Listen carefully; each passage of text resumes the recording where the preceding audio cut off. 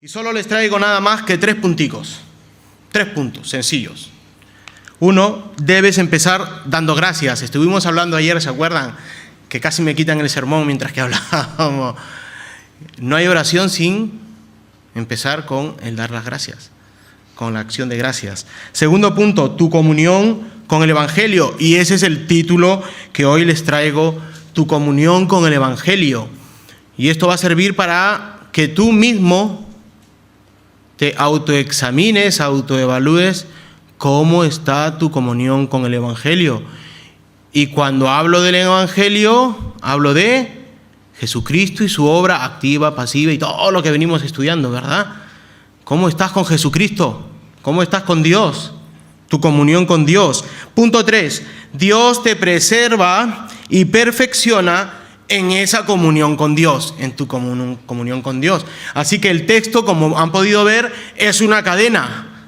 Es una cadena, ¿verdad? Primero empieza dando gracias, cómo está tu comunión con el Evangelio, y Dios te preserva en esa comunión del Evangelio, ¿verdad? Tu comunión con Dios. Y vamos a ir al versículo 3 del 3 al 6, dice: doy gracias a mi Dios siempre que me acuerdo de vosotros, siempre en todas mis oraciones, rogando con gozo por todos vosotros, por vuestra comunión en el Evangelio, desde el primer día hasta ahora. Recordemos que es un aorista, ¿verdad? Hasta ahora, y se actualiza hoy, estando persuadido de esto, que el que comenzó en vosotros la buena obra, la perfeccionará hasta el día de Jesucristo. Y como hablábamos la semana pasada, cuando habla de Jesucristo, ¿de quién habla? El Mesías encarnado, el título de Rey de Reyes. Jesús es el hombre en la tierra, ¿verdad? Cristo es el Mesías. Jesucristo es ese hombre, Mesías esperado del Antiguo Testamento, ¿verdad? Que se vino a la tierra, se encarnó, murió, resucitó y se fue a la diestra del Padre y está ahí gobernando y por nosotros intercediendo. Ese es Jesucristo, Dios hecho hombre. Por eso es que Él termina dándole ese título divino, Jesucristo, Jesús nuestro Cristo, el Mesías. Imagina que tú eres un arquitecto. Vamos a poner una ilustración. Imagina que tú eres un arquitecto, que has diseñado un edificio magnífico, magnífico. Tú no solo concebiste el plano, todo arquitecto debe saber manejarse en un plano, al menos que seas técnico de arquitecto, hayas estudiado técnico de arquitectura y te creas que eres arquitecto. Pero no, estamos hablando de un arquitecto, ¿verdad? Que sabe manejarse bien en los planos, concibe el plano, sino que también pusiste la primera piedra. Desde ese momento, cada vez que piensas en el edificio, te enfocas en el edificio, en los obreros que están construyéndolo. ¿Qué sientes cuando se está levantando ese edificio que tú ya en el plano lo has concebido? Gozo, porque se está haciendo como tú dijiste, se está llevando a cabo como tú dijiste, piedra por piedra en el lugar, en el cimiento en el lugar correcto, y el edificio se está levantando. Sientes gozo, sientes gratitud por tu trabajo. Sabes que la obra es grande, que es compleja, pero estás absolutamente persuadido de que el diseño que creaste es perfecto y que los obreros, bajo tu supervisión y provisión, perfeccionarán el edificio hasta el último detalle, hasta el último detalle, hasta el día de su inauguración y entregues la obra y las llaves. No es el esfuerzo de los obreros lo que garantiza la finalización, sino tu plan. Y en este caso, el plan soberano de Dios. El plan soberano de Dios. Sí, como arquitecto es tu plan y tu compromiso en la obra. Pero hablando de esta carta, es el plan soberano de Dios. Su compromiso en esta obra es de Dios. Su fidelidad es de Dios, como vamos a ver en estos versículos.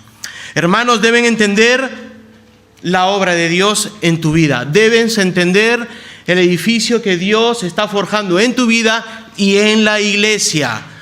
Porque a nosotros Dios nos habla como si fuéramos ladrillos, piedras, edificándonos en una sola iglesia. ¿De qué sirve que seas una piedra solitaria? ¿De qué sirve que seas una piedra en tu casa, ¿verdad?, evangelizándote por YouTube o por las redes sociales sin congregarte en una iglesia? Eres una piedra solitaria y Dios no construye una iglesia con una piedra solitaria. Necesita una piedra sobre otra y sobre otra y sobre otra, y toda ella sobre la piedra angular que es Cristo.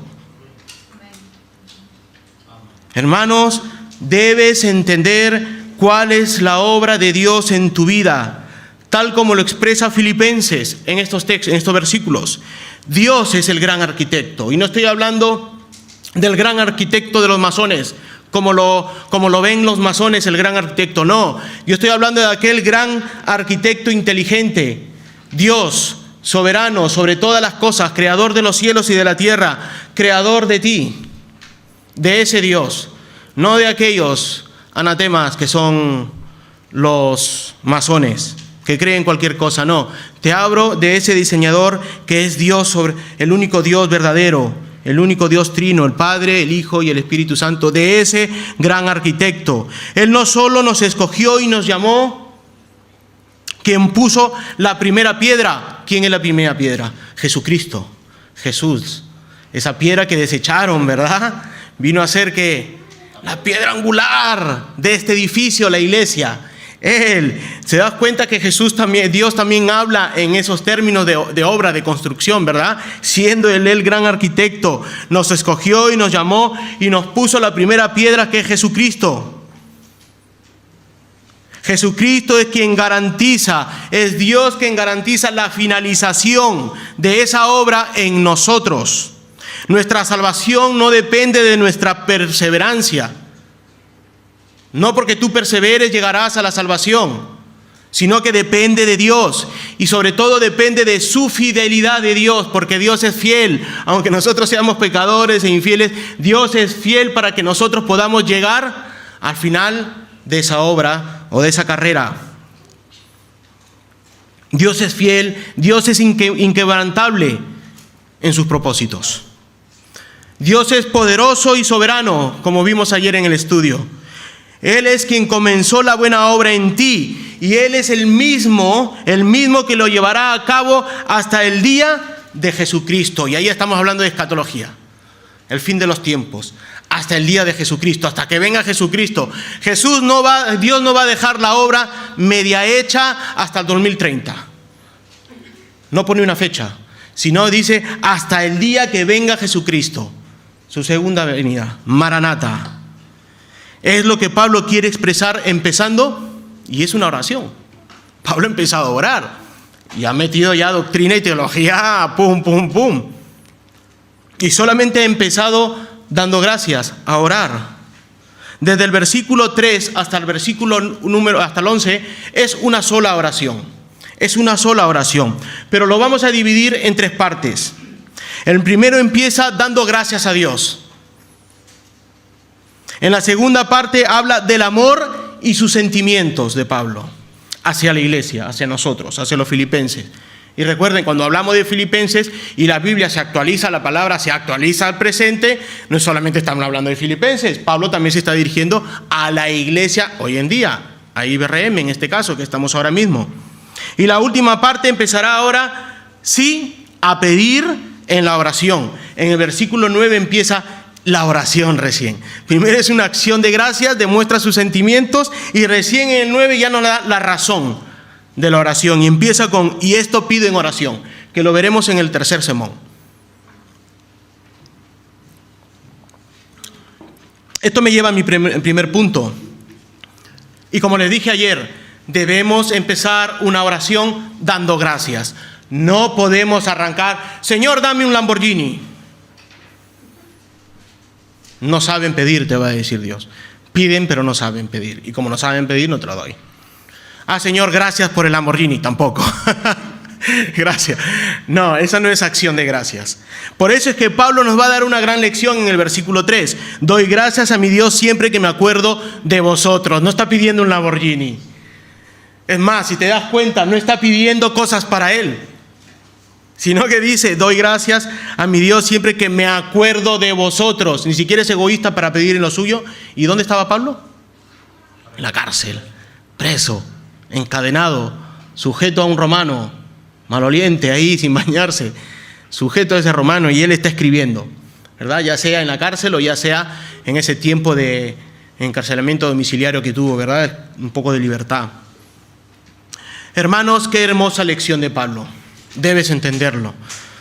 Es acción de gracias.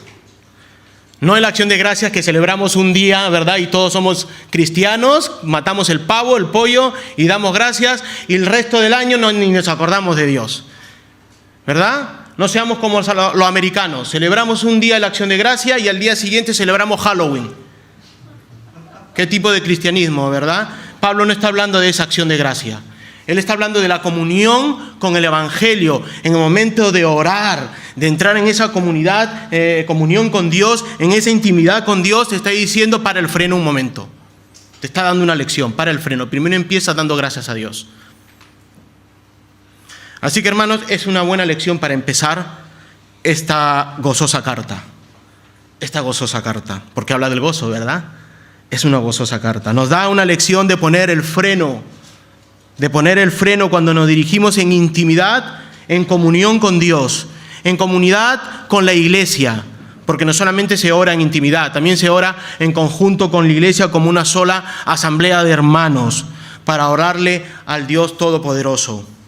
Sí, hermano, echarle el freno, ya que puede que tú estés acostumbrado por el calor del momento. Pasamos siempre de la oración a pedir. Siempre pasamos a pedir. Algunos, su oración empieza exigiendo a Dios, exigiéndole de Dios. Y lo peor, que le dice, Señor, Dios Todopoderoso, no acepto un no por respuesta en mi oración. Y lo tienes que hacer. En vez de ser más humilde, decir, bástate de, no, Señor, bástate de mi gracia. No, Señor, tú tienes que cumplir lo que yo digo. Y eso es gravísimo. Caer en esa oración es gravísimo. Y más grave, echarle la culpa a tu hijo del embarazo, como esta mujer que pasó, esta cantante famosa. No, fue la culpa del embarazo, o sea, la culpa de mi hijo, como Adán y Eva. No, no es mi culpa, es la culpa del otro, ¿verdad? No, porque tenemos un mal concepto de la oración.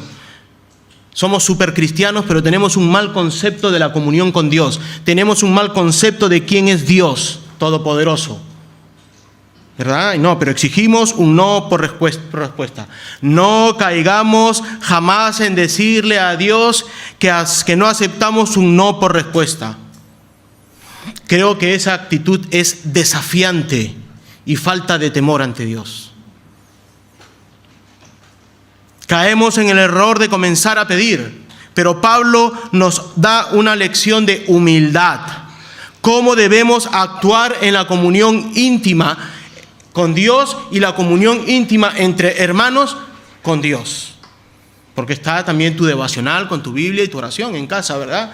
Ahí, ya sea con tu esposa o si eres soltero, solo ahí en casa, ¿verdad? En tu intimidad, en oración con Dios. Qué grandioso, qué grandioso. Él empieza a dar gracias a Dios. No empieza pidiendo por las necesidades materiales o espirituales que son válidas, pero para Él. Él no empieza así. Dios quiere que pidamos. Dios quiere que pidamos. Pero Pablo empieza a dar gracias a Dios. Empieza a dar gracias a Dios. Y esto debe echarte el freno. Cuando entras en comunión con Dios, esperar antes de pedir, humillarte ante tu Dios. Lo primero que para dar gracias debes humillarte delante de tu Dios y empezar a darle gracias por sus maravillas. Darle gracias porque aún siendo nosotros y siendo tú aún pecador, Dios es fiel para oírte. Aunque seas cristiano, somos pecadores. Y hoy seguro que hemos pecado en la mañana. Hemos arrancado el día pecando seguro. Ni nos hemos dado cuenta, pero seguro. Y Dios es fiel para escucharte hoy en oración. Aún siendo pecadores. Y no solo eso, sino para responderte, para darte la respuesta, aunque a veces no sea de tu agrado. 3 veces. quítame este aguijón, quítame, bástate de mi gracia, bástate de mi gracia, y se quedó con el aguijón. Unas palabras calurosas en acción de gracias. Y esta debe ser tu actitud en arrodillarte y a orar a Dios en acción de gracias por lo que Él ha hecho en tu vida. Gracias, Señor, porque me rescataste del infierno. Gracias, Señor, porque tu Hijo murió en la cruz del Calvario. Gracias, Señor, porque hoy podía haberme pasado algo y he llegado a casa y me estoy acostando en mi casa con mis hijos y mi esposa. Gracias, Señor. Por la mañana, gracias, Señor, porque he podido levantarme. No me ha dado un infarto durante la noche. Pero en humillación y dando gracias. Nunca sabemos lo que Dios ha hecho, de cuántas veces nos ha salvado. En la autovía, en el trabajo, en un accidente de moto que me rompiera yo la rodilla y no la cabeza. Gracias, Señor, porque me rompí la rodilla y no me maté. Gracias, Señor, porque me has protegido, me has preservado. Es Dios que nos salva de tantas situaciones que ni nos damos cuenta que haya pasado, ¿verdad? Y lo vemos como rutina durante el día. Esta acción de gracias, cuando Pablo empieza a dar, no es cualquier Dios, no se la da a cualquier Dios del panteón de los romanos. No es una persona en particular llamándose santa o al santo, no es orándole a la santa y al santo, esos 3.000 o no sé cuántos miles santos que tiene la Iglesia Católica. No es un hombre de carne y hueso como Buda o Mahoma. No se está dirigiendo a ellos. Es a Dios, el único Dios verdadero, nuestro trino Dios. Y Pablo demuestra esa intimidad con el cual nosotros también debemos dirigirnos. Doy gracias a quien dice, mi Dios. Él está hablando personalmente. No está hablando, doy gracias a tu Dios. Hay una intimidad entre Pablo y Dios y le dice, doy gracias a mi Dios. Y esa debe ser tu actitud, tu Dios. Cuando ores, mi Dios, con gozo. ¿Qué relación tan íntima entre Pablo y Dios? Hermanos, tú también puedes dirigirte con esas palabras de intimidad. También puedes decirle, mi Dios. No es exclusivo de Pablo. Pablo te está enseñando. Y puedes dirigirte y decirle, mi Dios, mi Señor, mi Salvador, Padre, Espíritu Santo. También puedes orarle al Espíritu Santo, que algunos reformados digan que no se debe orar al Espíritu. ¿Por qué no, si es Dios? Si también el Espíritu Santo es trino Dios. Yo le oro al Padre, yo le oro al Hijo. ¿Y cómo no voy a orar a quien me ha dado la vida, el Espíritu Santo, y me ha llevado a los pies de Cristo? Gracias, Espíritu Santo, por llevarme a los pies de Cristo, por arrastrarme de los pelos hacia Cristo, por doblegar mi voluntad y llevarme a la cruz del Calvario cuando no quería. Yo quería estar en mis placeres, yo quería estar en la discoteca, yo quería estar por ahí disfrutando de mis pecados, pero doblegó mi voluntad el Espíritu Santo y me llevó a Cristo. Gracias, Espíritu Santo. Acción de gracias. Acción de gracias. Pablo nos está dando una lección de ser un poco menos egoístas, ¿verdad? Y empezar de verdad, como es una oración, dando acción de gracias al Padre, al Hijo y al Espíritu Santo. ¿Estás tú, hermano, hermana, en la misma comunión que Pablo? ¿Estás en la misma comunión que Pablo tenía con Dios? Que podía acercarse y decirle, mi Dios, mi Señor, o te estorba algo para decirle mi Dios, porque el pecado estorba. Ojo, a veces quieres acercarte a Dios y no te salen las palabras, no porque no sepas, sino porque sabes que estás en pecado y gracias Dios, y eres un poco más seco y no eres capaz de decirle mi Dios con intimidad porque hay algo que estorba. Y recuerda, abogado tienes para quitar ese estorbo. Simplemente necesitas arrepentimiento, confesión de pecados, como veremos, y acercarte a Dios y decirle, mi Dios. ¿Estás en esa misma comunión con Pablo? ¿Estás en la misma comunión con los filipenses de decirle, mi Dios? Lo que pasa es que a veces, por causa de las aflicciones, nos olvidamos de la acción de gracia. Tenemos tantos problemas en la mente que nos olvidamos de la acción de gracias. Nos olvidamos que en esas aflicciones que hacen que nuestra mente se vaya para otros lados, es Dios actuando y trabajando en esas aflicciones. Porque la voluntad de Dios es que tú pases esas aflicciones, pero también te va a dar la salida. Te va a dar la salida. Te guste o no te guste la salida, pero te la va a dar. Y Dios está en medio de tus aflicciones, preservándote. Pero claro, a veces nos despistamos y nos olvidamos de dar acción de gracias a Dios.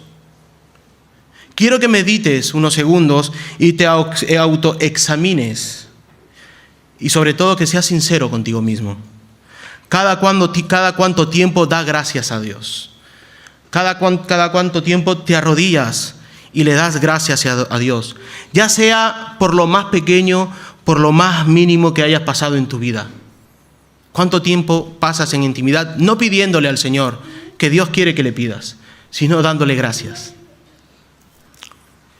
Como dije, a veces nos olvidamos por causa de las aflicciones, por los problemas y por las situaciones que estás pasando.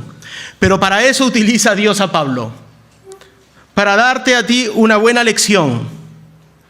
Y te dice, no te olvides de darle gracias a Dios, más aún cuando te le estás dirigiendo a Él con el mi Dios. Dale gracias.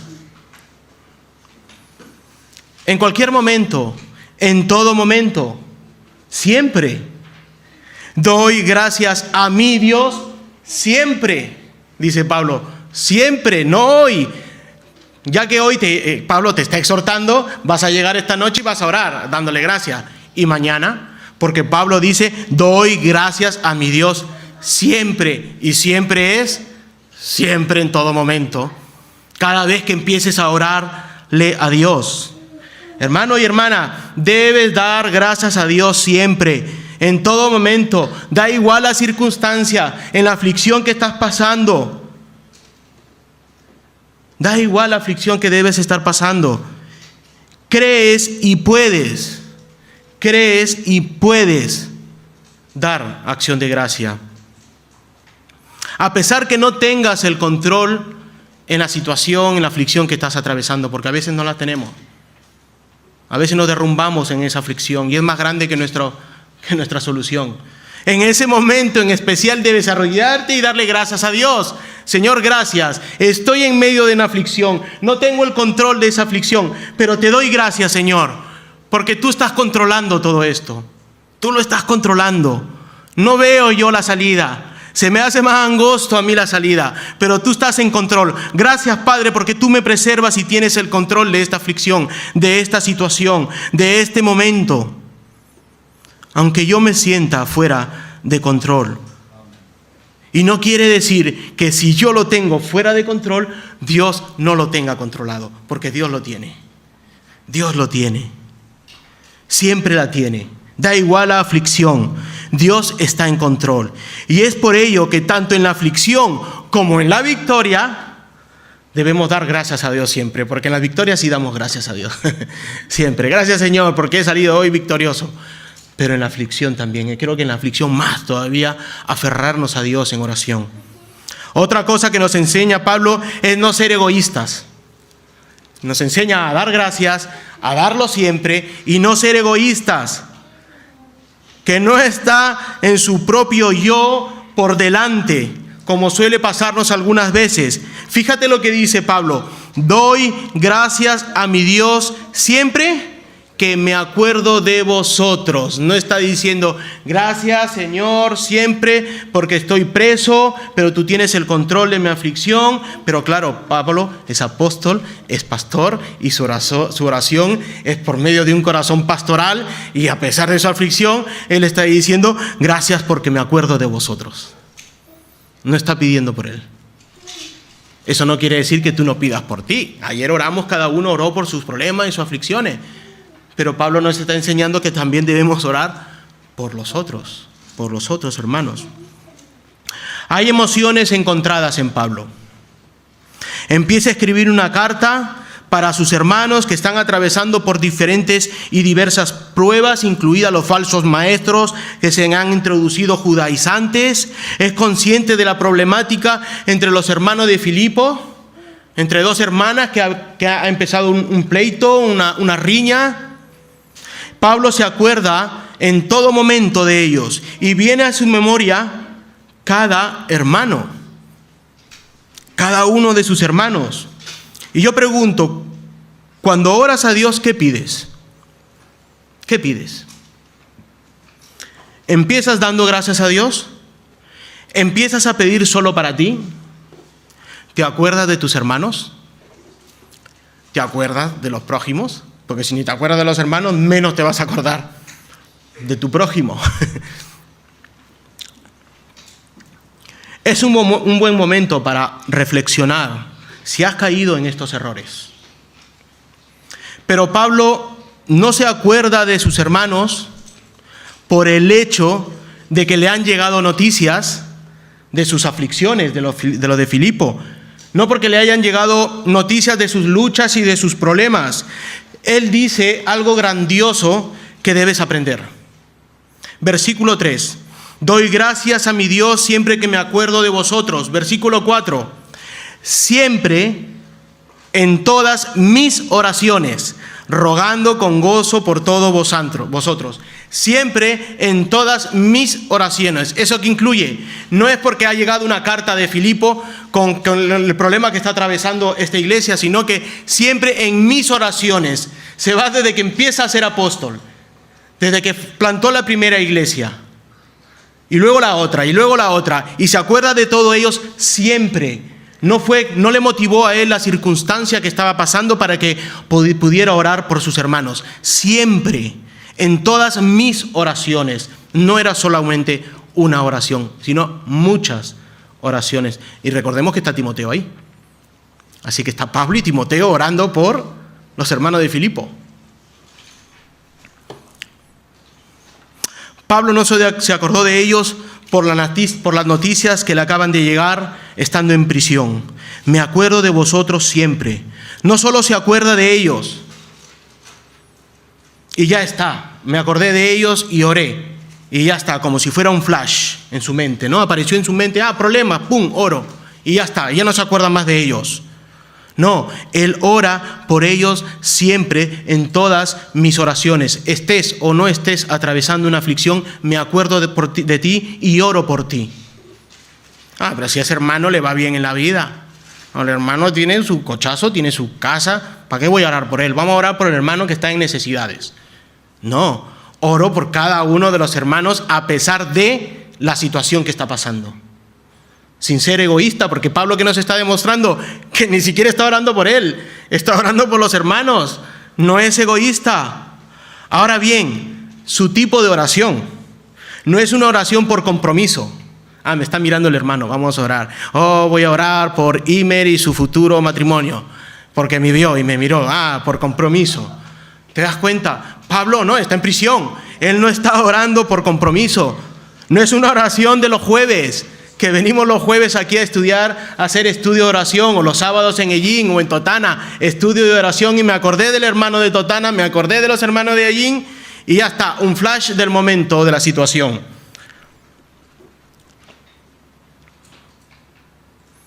Luego, durante la semana, me olvido de los hermanos, ¿no? El jueves o el sábado. Durante la semana me olvido de ese grupo de oración, me olvido del momento, me olvido de los hermanos, y no ha pasado nada. No, es una oración de ruego, de súplica, y siempre nuestro Señor Jesús nos enseñó a orar con ruegos y súplicas en la carta de Hebreos, capítulo 5.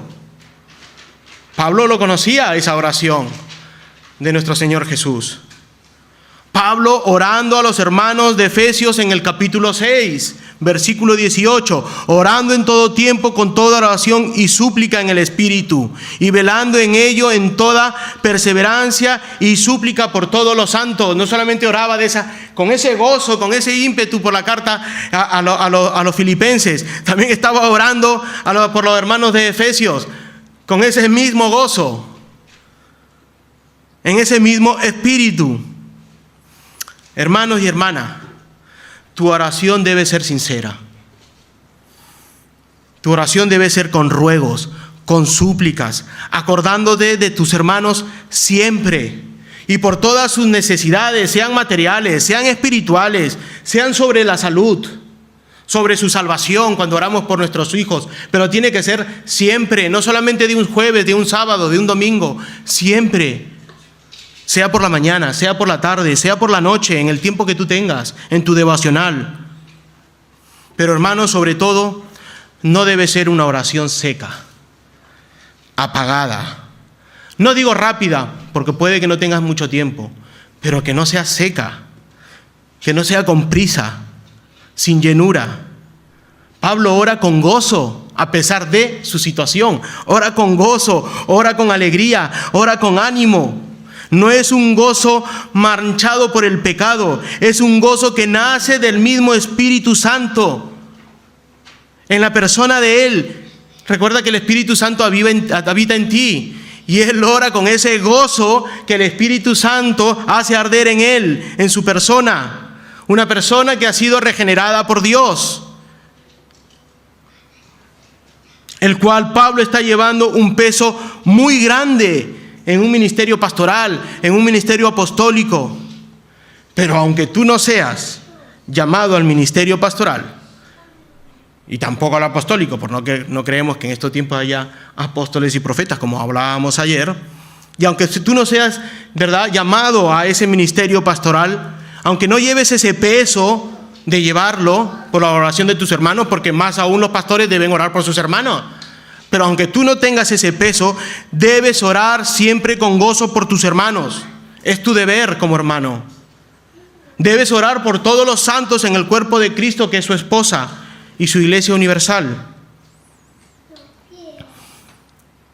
Desde ahora tu deber, hermano, hermana, es orar con ese mismo espíritu, con esa misma comunión, con ese mismo ánimo de ruegos y súplicas a tu Dios, mi Dios, tu Dios, por tus hermanos. Aunque ese hermano, aunque esa hermana sea un poco pesado, o tal vez ese hermano sea muy carismático y que te saca de las casillas, ¿verdad? Porque tenemos a esos que son pesados, pero aquellos que son buenos y carismáticos, ¿verdad? Un poco lentos. Sea alegre, sea serio, sea joven, sea mayor, sea hombre, sea mujer, sea rico, sea pobre, sea obrero o sea político. Y le tengamos manía a los políticos. Sin importar su condición social, sin importar su etnia. Y entre nosotros no hay etnia, porque somos un solo pueblo de Dios. Somos un solo pueblo de Dios y le damos gloria por ello. En la pluralidad de la unidad hay gozo. En la pluralidad de hermanos, de etnias, hay una unidad en gozo. Una sola iglesia que es rica en bendiciones. Una sola iglesia que esas etnias, ¿verdad?, las ha juntado el Señor y las ha lavado con un mismo solo color, con una misma sangre. Somos una sola iglesia, una. Aunque haya pluralidad, somos una y hay riqueza en ella. Y oramos con gozo y sobre todo oramos con nombres de cada hermano. Qué feo debe ser que un pastor no conozca el nombre de sus ovejas. Sí, hermanos, esto suele pasar en las megas iglesias. ¿Cómo orar un pastor por cada uno de ellos si no se junta con ellos? Si no los conoce, 3,000 miembros, ¿cómo llegas a conocer a tu oveja? ¿Cómo llegas a orar por sus necesidades? Entra a la aplicación, pon tu necesidad y oramos por ti. Y ya está, desde la aplicación. ¿Cómo? Doy gracias a Dios por esta iglesia que Dios nos ha dado. Podemos conocernos todos.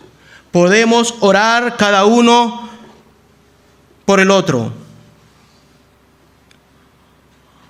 Hombro a hombro, cogidos de la mano. Y sobre todo orar por tu hermano pidiéndole al Señor con nombre y con rostro. Pablo empieza su oración con acción de gracias. A mi Dios, a tu Dios.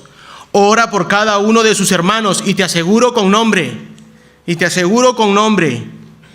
con un nombre propio, porque dice que siempre se acuerda de cada uno de ellos y lo hace siempre. Esta palabra siempre se repite 3 veces. 3 veces en el versículo 3, en el versículo 4 y se volverá a repetir en el versículo 5. Siempre, siempre. Y si Pablo repite una palabra siempre, siempre, siempre, es porque hay que hacerle caso en esas palabras. Siempre, siempre. Parece como que Pablo tiene algo en mente cada vez que repite siempre para exaltar la frase, ¿no? Siempre. Siempre. Y pongamos atención a lo que está diciendo Pablo. No solo de acción de gracias a tu Dios, sino que lo hace siempre acordándose en cada uno de sus hermanos. Lo hace con gozo, lo hace con buen ánimo, pero sobre todo ora por nosotros. Y digo nosotros porque eso me lleva a mi segundo punto, tu comunión con el Evangelio. Versículo 5, por vuestra comunión en el Evangelio desde el primer día hasta ahora. Y esta es la razón inmediata. Esta es la razón inmediata de sus oraciones. Por vuestra comunión en el Evangelio. Eso es inmediato. Para él es de vida o muerte orar por el Evangelio y la comunión de los hermanos en el Evangelio. Por eso es la razón inmediata. Luego veremos la razón mediata. Pero para él ahora es la razón inmediata. Y qué importante es esa razón, ya que es de vida o muerte nuestra comunión, su comunión, tu comunión. Pero no solamente una comunión entre hermanos. Él no está orando por la comunión entre hermanos, y seguro que ora por la comunión entre hermanos. La coinonía que vamos a hacer ahora en un momento. No solamente ora por eso. Lo que a él se le viene es una comunión de vida o muerte. No es una comunión solamente entre hermanos. Es una comunión de hermanos en el Evangelio. Él no está preocupado solamente de cómo te llevas tú y tú, sino cómo te llevas tú con el Evangelio. Tu comunión con el Evangelio, tanto individual como de la iglesia. ¿Cómo está Jesús, tu comunión con el Evangelio? ¿Cómo está Pedro, tu comunión con el Evangelio? ¿Cómo está tu comunión, Iglesia Bautista Reformada de Murcia, con el Evangelio?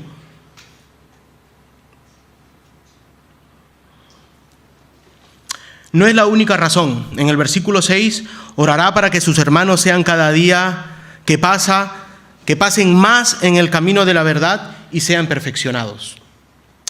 Mira cómo traduce la versión del lenguaje actual, traducción del lenguaje actual, el versículo 5. Porque han colaborado conmigo en dar a conocer la buena noticia acerca de Cristo desde el momento en que la escucharon por primera vez hasta ahora. Por eso está orando Pablo. Está dando gracias a Dios por la comunión de los hermanos, porque han colaborado conmigo, y para que no dejen de colaborar en dar a conocer la buena noticia de Jesucristo. ¿Esto qué es? Id y hacer, predicad y hacer discípulos, ¿verdad? Predicar. Está hablando de la expansión del Evangelio, del reino, de la predicación, del evangelismo. Hermanos, Pablo es apóstol. Pablo es pastor. ¿En qué? En llevar el Evangelio a los gentiles, incluidos reyes, gobernantes, gente del pueblo. Pero nos da una hermosa noticia. Una noticia que debe llenar nuestros corazones de gozo y de alegría. Que los hermanos de Filipos no son ociosos en su trabajo. ¿Te has dado cuenta? No son vagos. No están sentados en una silla. No están pagándole a un misionero que ni siquiera conoces para que predique el Evangelio fuera. Hablábamos ayer con Milagros y Mónica, creo, ¿no? De ese tipo de misioneros. Que es bueno. Apoyar a un misionero que está fuera es bueno. Pero eso no es la obra misionera de la iglesia. La obra misionera de la iglesia es lo que está pasando en Filipos, colaborando a expandir el Evangelio y el reino. Los de Filipos no son ociosos. No son ociosos. No son ociosos en el trabajo que les fue encomendado. Ellos están colaborando con Pablo en la predicación y el avance del Evangelio. La comunión del Evangelio avanza. La iglesia se hace más grande. No por las redes sociales, no había. No por los móviles, no había. sino porque salían a las plazas, salían por los mendigos, por los necesitados y predicaban el Evangelio a viva voz, a garganta pura. No son ociosos los hermanos de Filipos, están predicando y avanzando en el Evangelio. Lo que quiere decir Pablo con esto es vuestra perseverancia, vuestra participación en la comunión, en la colaboración, en el avance unánime del Evangelio. Ustedes perseveren. Veamos cómo se manifiesta esta comunión de creyentes en Cristo en el avance del Evangelio. 8 puntos en el avance del Evangelio y de las buenas noticias. 1, es una comunión de gracia, No es un club social, Filipo. IBRM no es un club social que pasa en algunas iglesias, que se agrupan según las preferencias. Y tú puedes pensar que es inevitable, pero no es así. Es una iglesia y una comunión por gracia.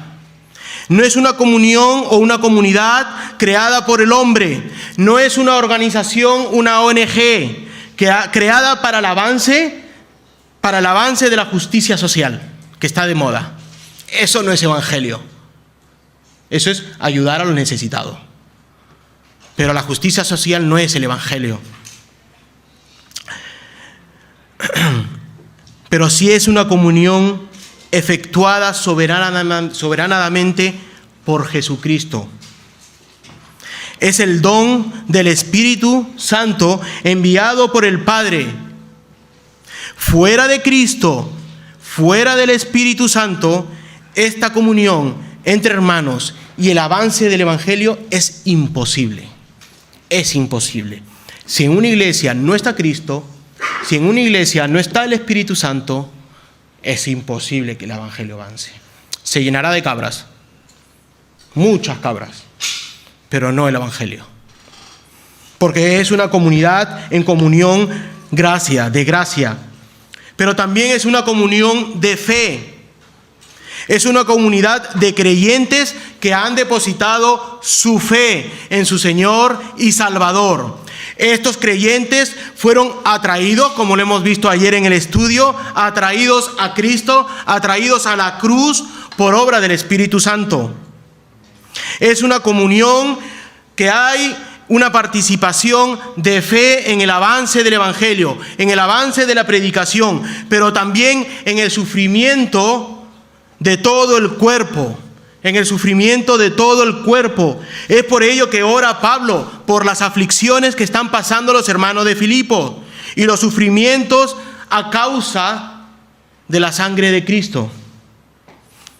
Se ha iniciado una pequeña persecución contra los creyentes, contra la comunidad del libro, contra los de la fe en Filipo. Pero también es una comunión en oración y acción de gracias. La fe se expresa por medio de estas devociones. Los creyentes oran todos unidos. Tú glorificas a Dios por medio de tus oraciones. También lo hicieron ellos. Así como hay acciones de gracias, se recuerdan orar por cada uno de sus hermanos en el momento de esta persecución. Pero también es una comunión de los unos con los otros en amor mutuo. El mismo Jesucristo, que atrae a los pecadores hacia sí mismo, también los introduce en una mutua hermandad con todos los demás creyentes, la Iglesia universal. Por ello, cada uno de por sí acoge a los demás en su corazón. Tu hermano tiene que estar en tu corazón y tú en el corazón de tu hermano, y anhelar incluso entre ruegos y súplicas por el bienestar de tu hermano.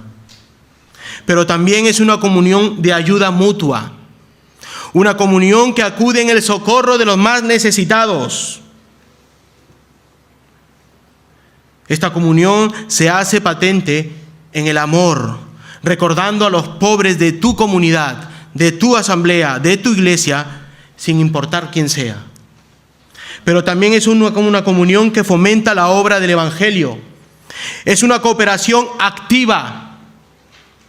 Activa, hablábamos ayer, ¿verdad? Que no está quieta, que no es vaga, que predica en el Evangelio, que actúa en los ministerios. Es una comunión y una cooperación activa. Actividades evangélicas. Aquellos que son hermanos participan en común, dándose la diestra en señal de compañerismo y de reconocimiento de una sincera cooperación en la obra y el avance del reino. Es una comunión en la separación. ¿Cómo? ¿En la separación? Sí. Aunque parezca paradójico, es cierto. La koinonía es una comunión en contraste con el mundo. Nos separamos del mundo, de sus placeres. La unión con Cristo siempre significa separación del mundo. ¿Por qué? ¿Qué comunión tiene la luz con las tinieblas? También, por último, es una comunidad de lucha, de guerra. Los creyentes luchan hombro a hombro contra un enemigo que es común, la serpiente antigua, el pecado, el mundo y sus placeres. Una lucha en comunidad y una lucha individual. Tú tienes tu propia lucha y la iglesia tiene su lucha. Una comunión que traspasa el tiempo. Versículo 5, por vuestra comunión en el Evangelio desde el primer día hasta ahora. Traspasa el tiempo. ¿Cuándo fue el primer día para Pablo? ¿Cuando escribió la carta? ¿Cuando empezó su apostolado? ¿Cuando empezó la iglesia de Filipo? ¿Cuándo es tu primer día? Tu primer día es cuando vienes a los pies de Cristo. Hasta ahora. Y si mañana vuelvo a leer el versículo, hasta ahora. En 5 años leo hasta ahora. Desde que empezó tu nacimiento hasta ahora se actualiza. En 2030 hasta ahora. Traspasa el tiempo. Como os dije, es una perseverancia en el tiempo. Y cada uno a su ritmo. Cada uno a su ritmo. Sí, es una cooperación, una perseverancia en el tiempo, que quiere decir que es activa y que no descansa. La iglesia, tú no descansas. Es una comunión en pro de fomento del Evangelio, no solamente en interés de un buen amigo como Pablo. En el corazón de los filipenses había caído para vosotros y para los demás un ejemplo de oración por cada uno de vosotros. Por ejemplo, ellos dieron un magnífico ejemplo de caridad cristiana. Dieron un ejemplo de caridad cristiana. Pasaron de la oración al hecho. ¿Qué pasó? Junto con los creyentes de Macedonia, ¿qué hicieron? Hacer una colecta para enviar dinero a la iglesia necesitada de Jerusalén. No solamente se quedaron en oraciones. Para ellos el Evangelio era ir más allá de una oración, de dar acción de gracias, sino de que se conviertan en hechos. Pero también es excepcional lo que nos enseña Pablo. Ninguna otra iglesia había manifestado tan alto grado de comunión como los filipenses. ¡Qué enseñanza de los hermanos de Filipo! Pero también era espontánea lo que nos enseña. Siempre que hubo una necesidad y la oportunidad para socorrerla, junto con los macedonios, incluyendo a los filipenses, dieron voluntariamente y con agrado, con gozo dieron ese dinero. De esta cooperación incluyó el dar conforme a sus fuerzas y aún más allá de sus fuerzas. 2 Corintios 8:2, que en grande prueba de tribulación, la abundancia de su gozo y su profunda pobreza abundaron en riquezas de su generosidad. Al pensar que eran pobres, abundaron en generosidad, pues doy testimonio que con agrado han dado conforme a sus fuerzas y aún más allá de sus fuerzas. Pastores, que yo no tengo dinero, pues ellos tampoco tenían, pero abundó en riqueza su generosidad. No fue cosa de un impulso pasajero, sino de un principio perdurable. Un principio perdurable. La misma frase, desde el primer día hasta ahora, resalta la perseverancia en contra de todos los inconvenientes. Los filipenses no perdieron su primer amor, como pasó en Efesios, a lo largo de toda aquella década, 10 años. Las oraciones, la simpatía, los testimonios, la buena voluntad, el contribuir libremente, nunca cesaron en 10 años, mientras permaneció la iglesia de Filipo. Todas estas bendiciones y aplicaciones deben conducirte a ti, hermano, a meditar por tu situación en la misma comunidad de creyentes. En la misma comunidad de creyentes que tuvieron Filipo, la misma comunidad, el mismo Dios, el mismo Señor que murió por ti, la misma sangre, las mismas aflicciones, las mismas necesidades que Filipo. Debe llevarte a meditar en las necesidades de tu iglesia, aunque sea en la pobreza, que abunden en riqueza y generosidad. ¿Qué vas a hacer ahora? Si has encontrado algún traspié en tu comunión con tu comunidad, si has estado ahí mal con tu comunidad, con tu iglesia, ¿qué vas a hacer ahora? Conociendo la historia de los Filipos, conociendo el bofetazo que te está dando Pablo con la carta. ¿Estás perseverando en cada una de ellas? Pues te animo a que no desfallezcas, que sigas adelante hasta la meta, como un buen siervo fiel. Pero no solamente es tu perseverancia, porque de nada servirá tu perseverancia, si tal vez jamás podríamos perseverar, si no es por gracia. Una gracia que es dada por Dios, su preservación. De nada sirve que tú perseveres si Dios no te preserva a ti. Y esto va unido, porque los versículos 3 y 4 está hablando de la perseverancia de los santos, como estudiaremos en octubre, pero también está hablando que en esa perseverancia, en el versículo 6 nos va a hablar de la preservación de Dios en el tiempo. Te dice que desde que naciste de nuevo hasta ahora has perseverado. Pero desde la fundación del mundo hasta que venga Jesucristo, Dios te está preservando a ti y a toda la iglesia. Y esto me lleva a mi tercer y último punto. Dios te preserva y perfecciona en tu comunión con Dios.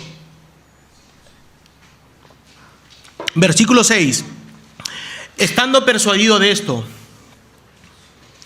que el que comenzó en vosotros la buena obra, la perfeccionará hasta el día de Jesucristo. Sí, una colaboración activa entre la comunidad, pero sobre todo una colaboración activa con Dios, entre la perseverancia y la preservación. Pero, pastor, ¿cómo que colaboración con Dios? ¿El hombre colabora con Dios? Sí. ¿En tu camino acaso tú no vas guiado por el Espíritu Santo y eres tú el que obedece la ley de Dios? ¿No eres tú el que debe obedecer los mandamientos o es el Espíritu Santo que obedece por ti? Ya bastante hizo Jesucristo de venir y morir en la cruz por ti. Pero en tu, ¿verdad? En progresión, en tu santidad progresiva, en tu perseverancia, eres tú el que debe colaborar junto con el Espíritu Santo, quien perdona tus pecados, ¿verdad? El pecado que cometes, te arrepientes y eres perdonado de los pecados. Así que sí, hay una colaboración con Dios entre la perseverancia y la preservación de Dios.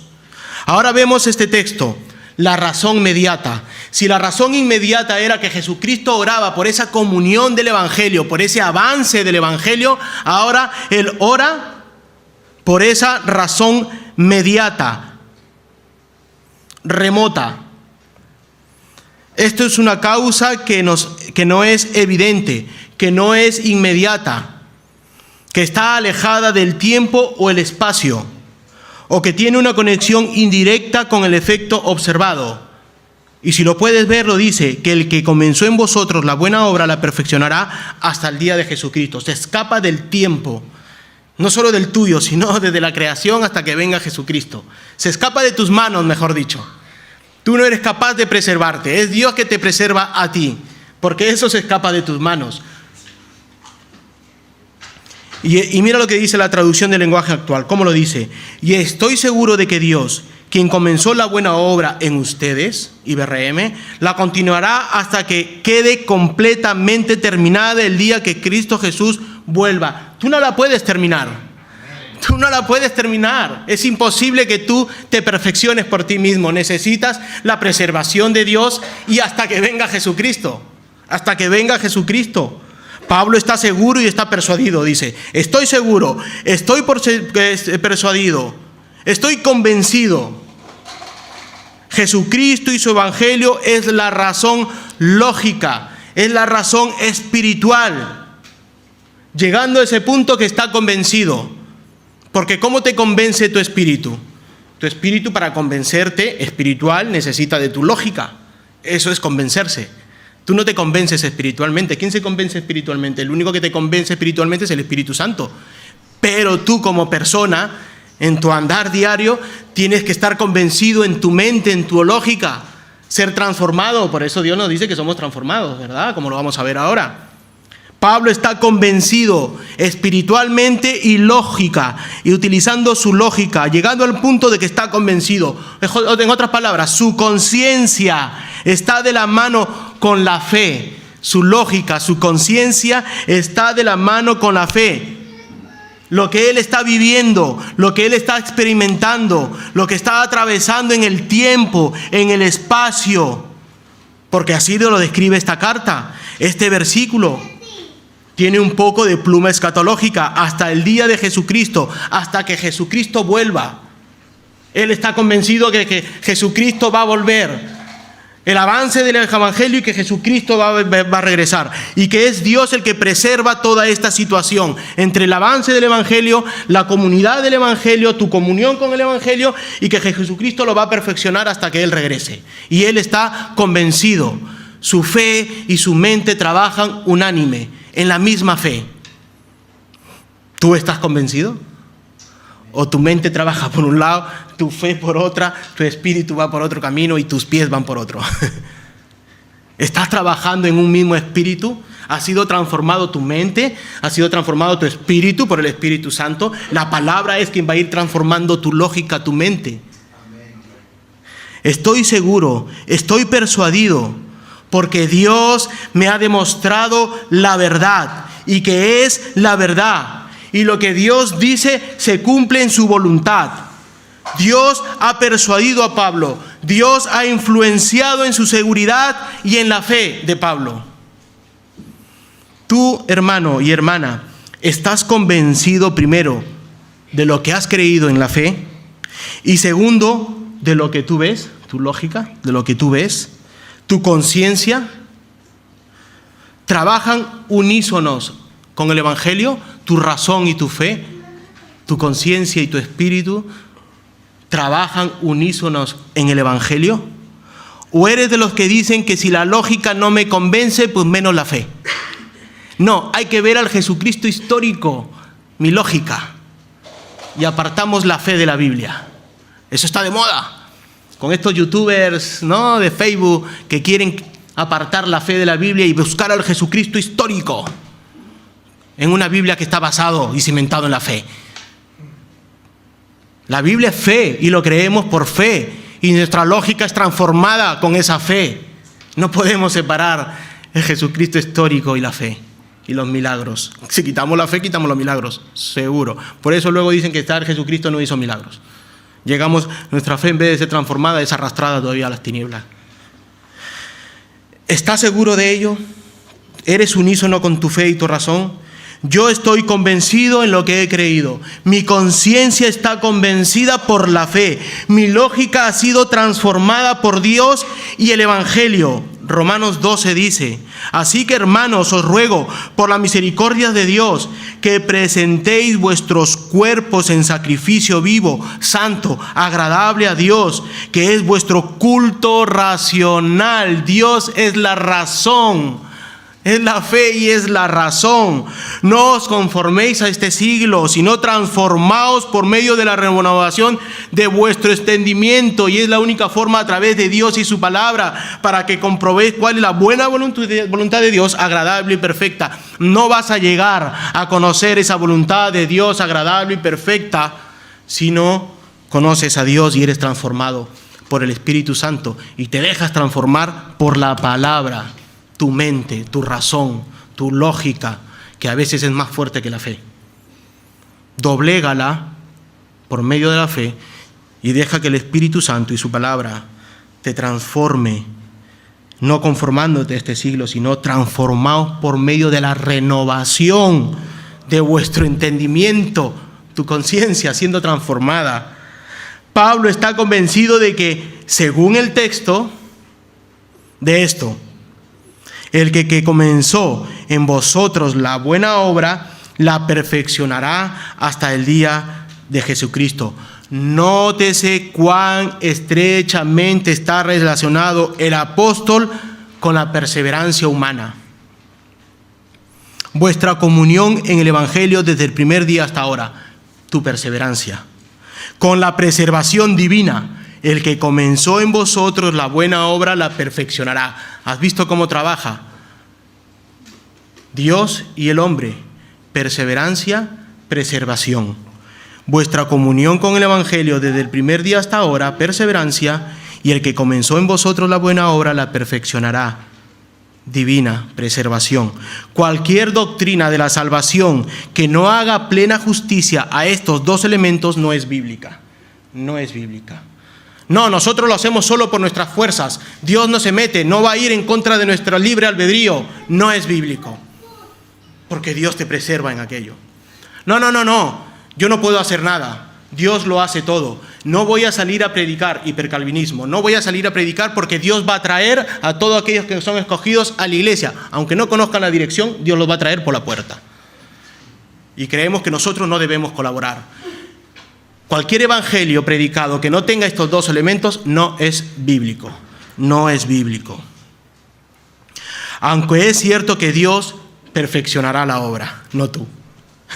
Nosotros nos equivocamos, pero es Dios quien perfeccionará su obra. También es cierto que cuando Dios lo ha comenzado en seres humanos, ¿en quién más? En seres humanos, estos en ningún modo permanecen como instrumentos pasivos, hipercalvinismo, como una iglesia inactiva, sino en una iglesia activa.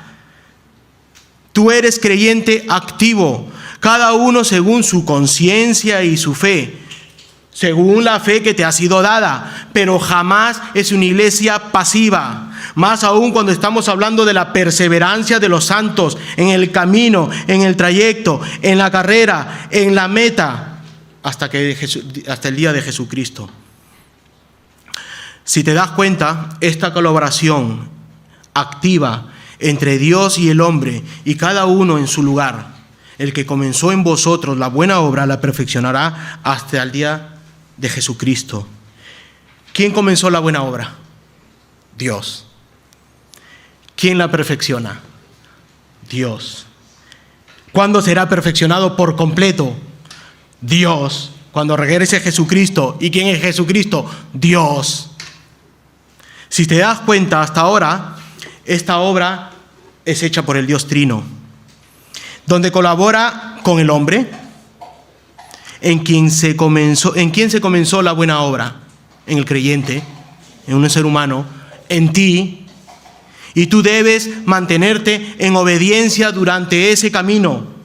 Debes obedecer sus mandamientos. Pastor, yo soy creyente, pero no obedezco la palabra. No eres creyente. El que me ama a mí y ama a Dios, ama sus palabras, ama sus mandamientos y las obedece. Ama sus mandamientos, obedece sus mandamientos. Y si resbalas, pecas. Pecar es resbalarse, ir en el camino y resbalarse y salirse del camino. Confiesas tus pecados a Dios, no a mí. Confiesas a Dios tus pecados. Te arrepientes, pides perdón y sigues en la carrera. Te levantas y sigues en la carrera. Porque dice, ¿quién está siendo perfeccionado? Si ya eres perfecto y no pecas, no necesitas arrepentirse. Pero Dios está diciendo que Él la perfecciona. Eso quiere decir que no eres perfecto, que puedes pecar y caer. No eres una fábrica de pecados, sino eso ya es otra cosa. Pero, ¿quién la está perfeccionando? Tú debes aprender cada día de esa perfección. Debes asimilar todo lo que estás aprendiendo en la perfección, ya sea en la aflicción, ya sea en la victoria, ya sea en gozo. Debes aprender cada día de la mano de Dios. ¿Quién será completamente perfeccionado cuando regrese Jesucristo? Tú. Jesús ya es perfecto. Él no necesita ser perfeccionado. Eres tú el que necesita ser perfeccionado. Y esta es una obra que se consigue hoy, ahora mismo está siendo perfeccionado. Es del día a día, hasta el día de Jesucristo, hasta que Jesucristo aparezca en las nubes con trompetas y un caballo blanco, donde todo ojo lo verá. Cada día eres perfeccionado. Y si el Señor te lleva, ya te perfeccionará. Pero todos los días eres perfeccionado. Ahora, ¿cuál es esa buena obra? ¿Cuál es esa buena obra? La buena obra que Dios comenzó en tu corazón, en la vida de los filipenses, de Filipo, que fue por la gracia, por la cual fueron transformados. Pablo está persuadido de que Dios no permitirá que su buena obra de transformación y capacitación quede incompleta. Si él empezó esa buena obra de capacitación, no quedará incompleta.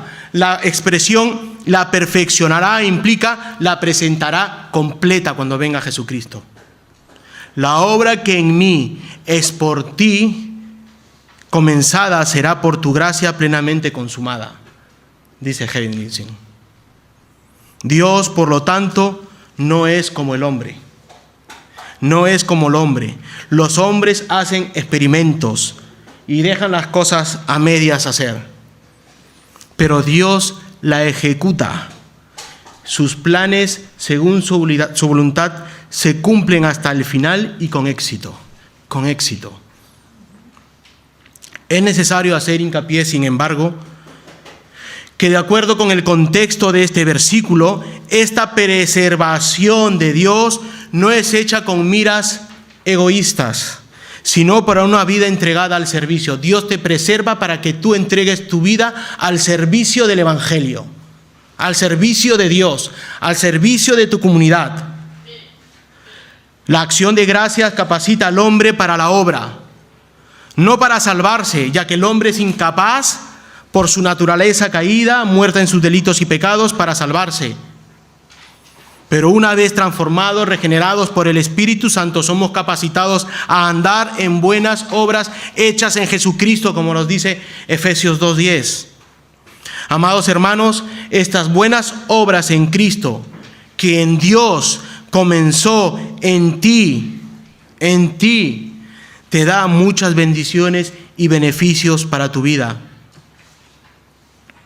Entre las buenas obras que Dios te preservó en el camino, una fidelidad que nunca será quitada, una vida que nunca tendrá fin, una fuente de agua que jamás dejará de brotar dentro de aquel que lo beba, que vaya y se acerque todo hombre a beber de esa agua.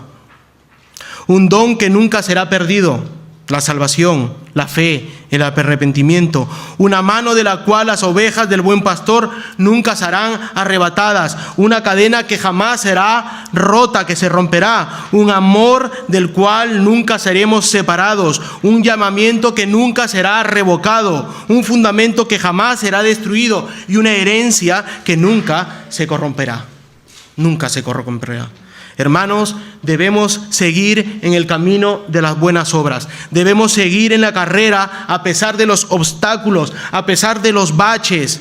Cada uno de ustedes en su debido momento llegará a la meta, Y Pablo está convencido y yo estoy convencido que si has nacido de nuevo, Dios te preservará hasta el día de Jesucristo, el cual debemos desearlos todos. Debemos desearlos.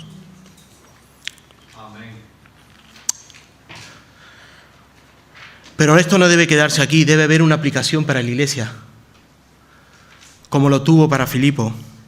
Hermanos y hermanas, Filipenses versículo 1 del capítulo 1, versículos 3 al 6, nos ofrece una visión poderosa, una visión poderosa para la iglesia actual, llámale IBRM. En un mundo que a menudo nos abruma con incertidumbres, con divisiones. Estas palabras nos anclan en la verdad fundamentada en la obra de Dios, que es el Evangelio, la cruz. Hermanos, debemos cultivar gratitud genuina. Pablo inicia dando gracias a Dios por los filipenses. ¿Con qué frecuencia la iglesia de hoy en día se detiene a agradecer a Dios, genuinamente a Dios, por sus hermanos en la fe? Termina el domingo y todos a su casa. Una iglesia de 3.000 personas, 4.000 personas, 20.000 personas, eso no pueden hacerlo. No solo porque lo hacen, sino porque quienes son en Cristo. Cuando oramos los unos por los otros debe ser en gozo. Elevemos el ánimo de la congregación y recordemos que somos iglesia. Y cuando hablamos que somos iglesia, es porque hay una cruz levantada en esa iglesia. Y hay una piedra que es Cristo, nuestra roca. Valoremos nuestra comunidad del Evangelio. Pablo no ha parado de hablar de esa comunidad del Evangelio. Versículo 5. La comunión de la que habla Pablo es la participación activa a causa del Evangelio. La iglesia no es un club, como ya hemos hablado, no es un club social, no es una comunidad, ¿verdad?, inactiva. Es una comunidad de misioneros. Cada miembro, desde el más joven hasta el más anciano, es un socio en la proclamación y la vivencia en las buenas obras preparados por Cristo y el avance del reino, el avance del Evangelio. Preguntémonos, ¿estamos participando activamente en la misión que Cristo nos ha encomendado? ¿Compartiendo el Evangelio con su palabra? Pero también descansemos en la certeza de su fidelidad. Como hemos visto en el versículo 6, este es el corazón de nuestro consuelo y nuestra confianza, la fidelidad de Dios. Que el que comenzó la buena obra en nosotros, refiriéndose tanto a nuestra conversión individual como a la formación de la iglesia, la comunidad de la iglesia, la perfeccionará, te perfeccionará en medio de los desafíos, en medio de las aflicciones, en medio de los desánimos, o incluso cuando parece que no avanzas, estás estresado, ¿cómo se llama lo otro? Estás deprimido y no avanzas. La promesa de Dios es inquebrantable. Nunca la perseverancia dependerá de ti, sino de la guía del Espíritu Santo, en colaboración con el Espíritu Santo, y sobre todo la soberana fidelidad de Dios en su preservación. Confía en medio de tu estrés, de tu desánimo, de tu depresión, que Dios te está preservando, cuidando, y la voluntad de Dios está sobre ti. Para la iglesia de hoy y para ti, ¿qué significa esto? Para ti, que debes mirar más allá de las imperfecciones, de tus imperfecciones. No somos perfectos, somos perfeccionados cada día. En el lugar en que nos encontremos con fallos, demos gracias a Dios cada día, a pesar de tus imperfecciones. Orar unos por otros con gozo. Elevemos peticiones específicas, creyendo en que podemos ser transformados por Dios, sin ser egoístas. Renovar nuestro compromiso con el Evangelio. Renueva tu compromiso con el Evangelio. Seamos intencionales en vivirlo y compartirlo en nuestra comunidad y fuera de la comunidad. Confiar en la seguridad de nuestra salvación y nuestro crecimiento en la fe. Dios es el autor y consumador de nuestra fe. Él ha empezado y Él la terminará. Él la perfeccionará. Él terminará lo que empezó en nosotros como individuos, como congregación, hasta el día de que venga Jesucristo y sea exitoso para Él. Exitoso. Así que, hermanos, hermanas, sigamos adelante con gratitud, en una sola unidad, en un solo propósito evangelístico y con la plena confianza de que aquel que nos llamó es fiel para perfeccionarnos en su obra hasta que venga Jesucristo. A Dios sea la gloria, que Jesucristo regrese pronto. Amén. Vamos a orar, hermano. Hola, gracias por ver este sermón. Suscríbete a nuestro canal y compártelo. para que te sea de bendición y para los demás. Que Dios te bendiga.